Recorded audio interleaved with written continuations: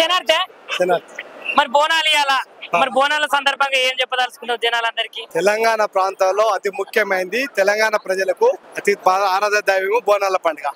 ఈ బోనాల పండుగను ప్రతి సంవత్సరము ఆయిటి బోయిలలో రైతులందరూ కూడా వాళ్ళ వ్యవసాయాల కాడిపై ఆ వ్యవసాయం కాడు మంచిగా పసిడి పంటలు పండాలని ఆరాధ దైవంగా భూమాతకు మొక్కి అక్కడ నార్లు పోసుకొని నారు పెరిగినాక నాట్లు వేసుకొని పంటలన్నీ ప్రశాంతంగా పండాలి.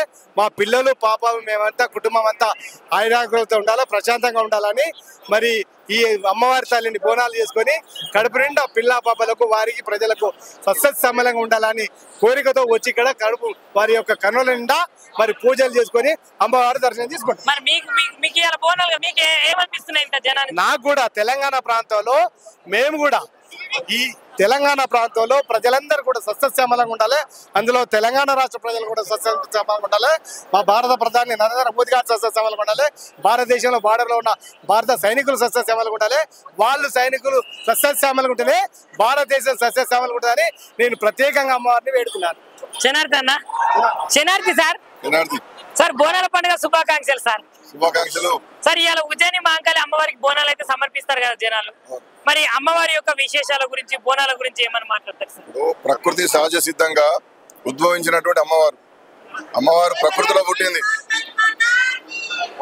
1814లో ఈ సైన్యంలో పనిచేసినటువంటి సూర్యటప్పయ్య అని ఒక ఆయనే ఈడ ప్లేగు కలరా వ్యాధితో అందరు చచ్చిపోతా అంటే వాళ్లకు మేలు జరగాలని చెప్పి ఆయన ఇక్కడ ఆ దేవాలయాన్ని ప్రతిష్ఠిస్తా అని చెప్పిండు.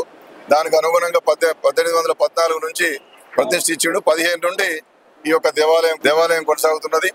కాబట్టి ఇవాళ నేను ఈ వర్షాలు రావడం ద్వారా వాటర్ లో కంటామినేషన్ వస్తుంది. దాని నుండి అందరూ సుఖశాంతులతో ఉండాలి, ఏ ఇబ్బందులు రావద్దు. మంచిగా అక్కచెల్లెలందరూ కొంచెం పసుపు రాసుకుంటారు, వేపాకు పట్టుకొని తిరుగుతారు. ప్రకృతి సహజ సిద్ధంగా ఎక్కువ నీళ్ళలో ఉంటారు వాళ్ళు. కాబట్టి ఈ కాలంలో ఎక్కువ పసుపు రాసుకోవాలి, ముఖానికి కాలుకు రాసుకోవాలని చెప్పి వేపాకులు వారిలో రోగ నిరోధక శక్తిని పెంచుతుంది అని చెప్పి ఆ విధంగా ఇట్లాంటి ప్రకృతి ద్వారా ఉద్భవించినటువంటి తల్లి ప్రకృతిలో ఏర్పడేటటువంటి ప్రళయాల నుండి మానవ సమాజాన్ని రక్షించడానికే ఈ బోనాల పండుగ. ఇది తెలంగాణలో హైదరాబాద్ లో ఒక ప్రత్యేకమైన పండుగ.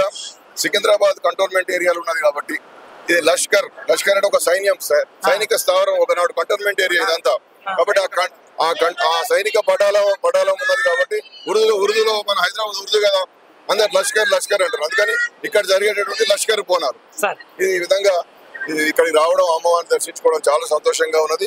దినదిన ప్రవర్తమానంగా అందరు కూడా మేలు జరగాలి, మంచి జరగాలని చెప్పి నేను కోరుకుంటున్నాను. ధన్యవాదాలు సార్. గత సంవత్సరానికి పోల్చుకొని చూస్తే కొంత ఎక్కువ సందడి కనపడుతుంది.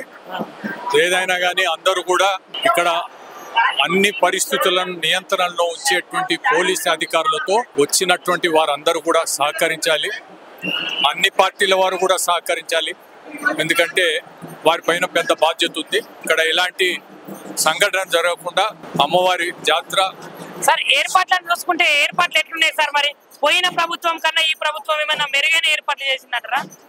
ఏర్పాట్లు ఎప్పుడు కూడా బాగానే జరుగుతున్నాయి. మీరు ఏం చెప్తున్నారు సార్ మరి తెలంగాణ ప్రజానికానికి అమ్మవారి బోనాల గురించి? అందరిని ఆశీర్వదించాలి అమ్మవారు. లైక్ చేయండి, షేర్ చేయండి, సబ్స్క్రైబ్ చేయండి. మరిన్ని వీడియోల కోసం బెల్ సింబల్ పై క్లిక్ చేయండి.